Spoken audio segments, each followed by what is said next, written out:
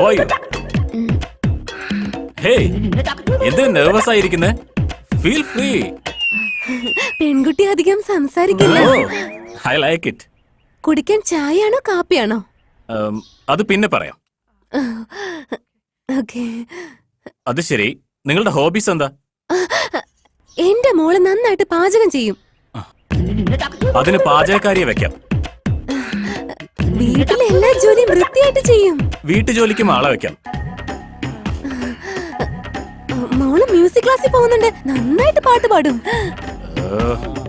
സംസാരിക്കാൻ മാത്രം ഇതുവരെ പറഞ്ഞു കൊടുത്തില്ലേ? ബിസ്ക്കറ്റ്സും ഫ്രൂട്ട്സും ഉണ്ട്. വേറെന്തെങ്കിലും വേണോ മോനെ?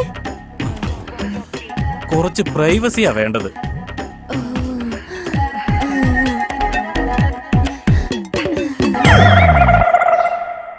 Okay Kundavi, I will come to the point. എനിക്ക് $10,000 മന്ത്ലി സാലറി വരുന്നുണ്ട്. നിനക്ക് ഉറപ്പായിട്ടും നല്ല ജോലി കിട്ടും. സോ ഈ പാചകക്കാരും ജോലിക്കാരും എക്സ്ട്രാ ഇവരുടെ ശമ്പളം കൊടുത്തു കഴിഞ്ഞ് നമുക്ക് $7,000 ബാക്കിയുണ്ടാവും. നമ്മുടെ കല്യാണത്തിനപ്പുറം 2 വർഷത്തില് നമുക്കൊരു കുഞ്ഞിന് വേണം. എന്ന് വെച്ചാ കല്യാണം കഴിഞ്ഞ 1 വർഷത്തിനുള്ളിൽ നമ്മുടെ ഗെയിം സ്റ്റാർട്ട് ചെയ്യണം. ആ സമയത്തിനുള്ളിൽ തന്നെ എനിക്ക് പ്രൊമോഷൻ ആവാൻ സാധ്യതയുണ്ട്. സോ എന്റെ സേവിങ്സ് കൂടി ഡബിൾ ആവും. അത് നമ്മുടെ കുഞ്ഞിന് യൂസ്ഫുൾ ആയിരിക്കും. So end of the day സ്വന്തം വീട്, സ്വന്തം കാറ്, സ്വന്തം കുട്ടികള്, ആവശ്യമുള്ളത്ര ബാങ്ക് ബാലൻസ്. ഇതാണ് എന്റെ ലൈഫ് സ്റ്റൈൽ. എന്തു പറയുന്നു?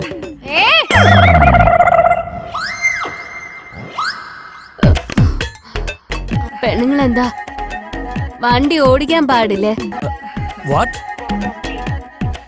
പെണ്ണുങ്ങളായ വണ്ടി ഓടിക്കാൻ പാടില്ലെന്ന്.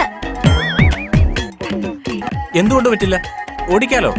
പിന്നെ അവനെന്താ 90% ആക്സിഡന്റ് നടക്കുന്നത് പെണ്ണുങ്ങൾ വണ്ടി ഓടിക്കുന്നുണ്ടെന്ന് പറഞ്ഞ്? അതാര്? എന്റെ ഭർത്താവ്. ഭർത്താവോ? അതല്ല ചേട്ടാ. ചേട്ടനോ? അല്ല ചേട്ടാ.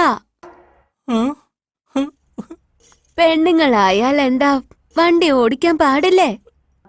ആണുങ്ങൾ റാഷ് ഡ്രൈവിംഗ് ചെയ്യുന്നതുകൊണ്ട് 100% ആക്സിഡന്റ് ഉണ്ടാവുന്നേ. എന്താ ആൺകുട്ടികൾക്ക് ചെയ്യാം, പെൺകുട്ടികൾക്ക് ചെയ്യാൻ പാടില്ലേ? പെൺകുട്ടികൾ അറിഞ്ഞൊന്ന് വണ്ടി ഓടിക്കാൻ തുടങ്ങിക്കഴിഞ്ഞാലേ നിങ്ങളുടെയൊക്കെ ബമ്പർ തെറിച്ചു പോകും.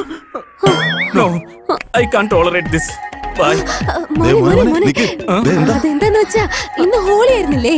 അവളുടെ ഫ്രണ്ട്സ് പാലാണെന്നും പറഞ്ഞ് ബാങ്ക് കൊടുത്തു. പാവം ചെറിയ കുട്ടിയല്ലേ, അതറിയാതെ കുടിച്ചു പോയി. നിങ്ങള് രണ്ടുപേരും ഒന്നിച്ചിരുന്ന എല്ലാം ശരിയാവും എനിക്ക് തോന്നുന്നു. സോറി അങ്കിൾ, കല്യാണ പെണ്ണിൽ ഇൻവെസ്റ്റ് ചെയ്താൽ അതെനിക്ക് പ്രോഫിറ്റ് ആണ്. സഹോദരി മേൽ ഇൻവെസ്റ്റ് ചെയ്താൽ അതെനിക്ക് നഷ്ടമാ. ഞാൻ ലാഭം ഉണ്ടാക്കാനാ ശ്രമിക്കുന്നത്, അല്ലാതെ നഷ്ടം ഉണ്ടാക്കാനല്ല. ബൈ.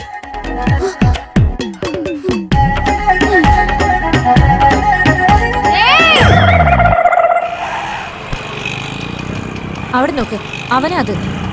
സിംഗിൾ അവൻ. വീട്ടിൽ അവനും അവന്റെ അമ്മയും മാത്രമേ ഉള്ളൂ. ബസാറിലൊരു തുണിക്കട നടത്തുന്നുണ്ട്. കറക്റ്റ് 9 മണിയാകുമ്പോ വീട്ടിൽ നിന്ന് ഇറങ്ങും അവൻ. വേറൊന്നും നോക്കാൻ നിക്കണ്ട. 2 കൊടുത്താ അഡ്രസ് ഉണ്ടാവരുത്. അവിടെ നോക്ക്, അവൻ വണ്ടി കൊണ്ട് ഇറങ്ങി വെളിയിലേക്ക് വന്നു. റെഡിയാക്കും. ഞാൻ കൊടുക്കുന്ന അടി നീ കണ്ടു. ഇപ്പൊ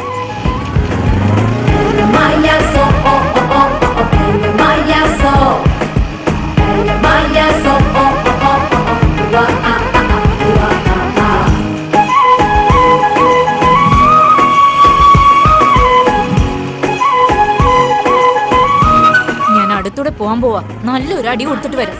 ഏയ് വേണ്ട. അതെ, വലിയ റിസ്ക് അത്. ഒരു കാര്യം ചെയ്യാം, ഓവർടേക്ക് ചെയ്തിട്ട് ഡിസ്റ്റൻസ് മെയിൻറ്റെയിൻ ചെയ്യാം. Face to face eye contact ചെയ്തിട്ട് നല്ലൊരു അടി കൊടുക്കണം. അപമാനം താങ്ങാൻ അവന്റെ ചത്തുപോട്ടെ.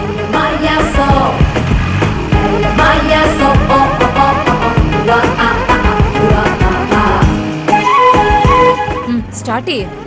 പെണ്ണുങ്ങളല്ലേ അവൻ വഴക്കു പറയുന്നത്. നമ്മളൊരെണ്ണം നന്നായിട്ട് കൊടുക്കുവാണെങ്കിൽ ഇവനൊക്കെ പോയി സൂയിസൈഡ് ചെയ്തോളൂ.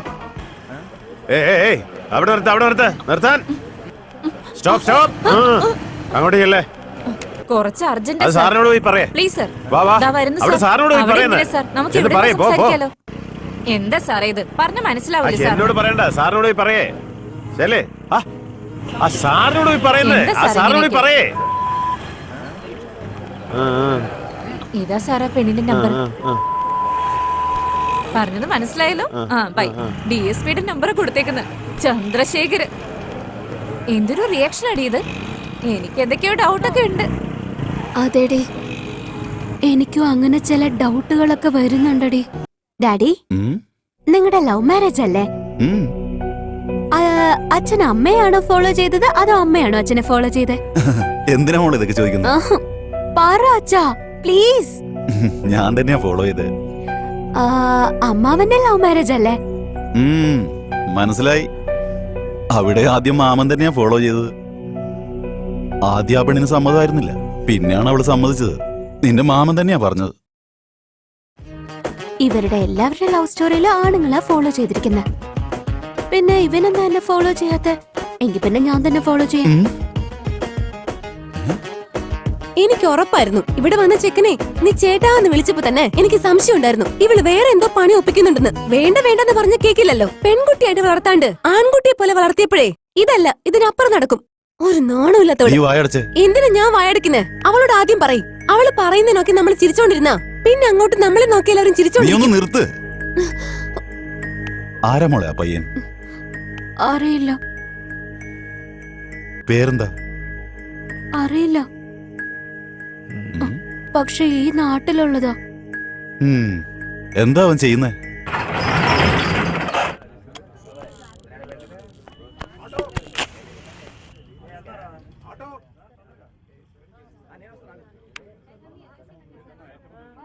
ഹായ്.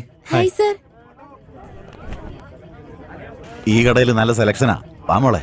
ആ, സുഖമാണോ?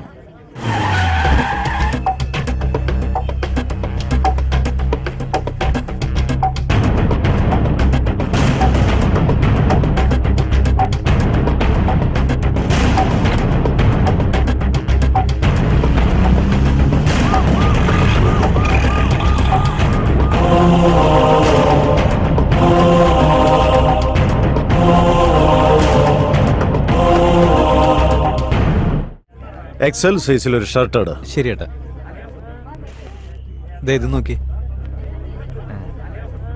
ഇത് പാക്ക് ചെയ്തോ.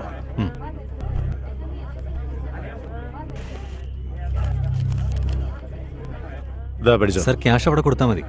നീ പോയി ബില്ല് കൊടുത്തിട്ട് വേടാ.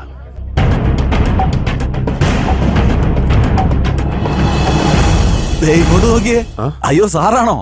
ആ, നമസ്കാരം സാർ. സുഖമാണോ ആ, സാറേ? ചേട്ടാ സുഖമായിരിക്കുന്നു. ആ, സാറിന്റെ അനുഗ്രഹം കൊണ്ട് നന്നായിട്ട് പോകുന്നു. ആ. ആ, ഇതെന്റെ വൈഫ്, പിന്നെ ഇതെന്റെ മോളെ. നമസ്കാരം. ഉത്സവമല്ലേ വരുന്നത്. പിന്നെ നമ്മുടെ മരുമോനും വരുന്നുണ്ട്. അതുകൊണ്ട് ഓ. ചെറിയൊരു പർച്ചേസ് ചെയ്യാൻ വേണ്ടി വന്നതാ. ആ, പിന്നെ ഭാര്യയെ കാണാൻ ഭർത്താവ് വന്നല്ലേ പറ്റൂ. ആ, ഈ ജനറേഷന്റെ ടേസ്റ്റ് ഒന്ന് വേറെ തന്നെയാ അല്ലേ? അതെ അതെ അതെ. ആ, അത് പോട്ടെ. നിങ്ങളുടെ ഇളയ മോൾക്ക് കല്യാണം വല്ലതും ശരിയായോ? നമ്മുടെ കമ്മീഷണറുടെ രണ്ടാമത്തെ മോനുണ്ട്. പെട്രോൾ പമ്പ് നടത്തി ഇപ്പൊ നന്നായിട്ട് സമ്പാദിച്ചോണ്ടിരിക്കുക. 4 ഭാഗത്തും പണം വന്നു കൂടുക. നിങ്ങളുടെ അന്തസ്സിന് ചേർന്ന ബന്ധുവാ. നമുക്കിത് സംസാരിച്ചു നോക്കിയാലോ? സാർ എന്തു പറയുന്നു? എന്റെ ഇളയ മോള് മരിച്ചുപോയി.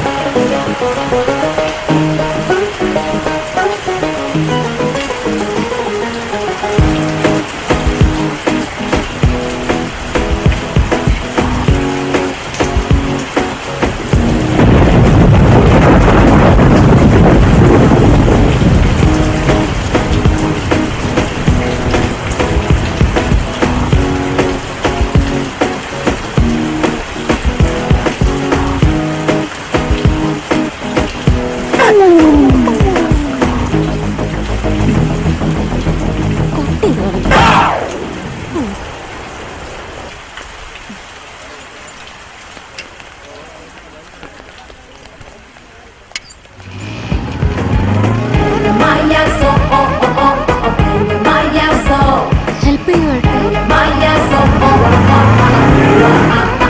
ഒരു പെണ്ണിനെ ഹെൽപ്പ് ചെയ്യണമെന്നുള്ള കോമൺ സെൻസ് പോലുമില്ല.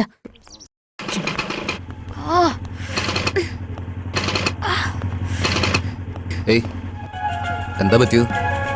സ്റ്റാർട്ട് ആവുന്നില്ല. ശരി എവിടെ ഇരിക്കേ ഇരിക്കേ.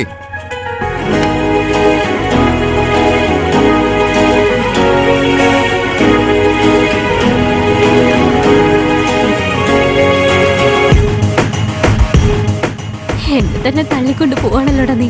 എന്താ പറഞ്ഞേ? വണ്ടി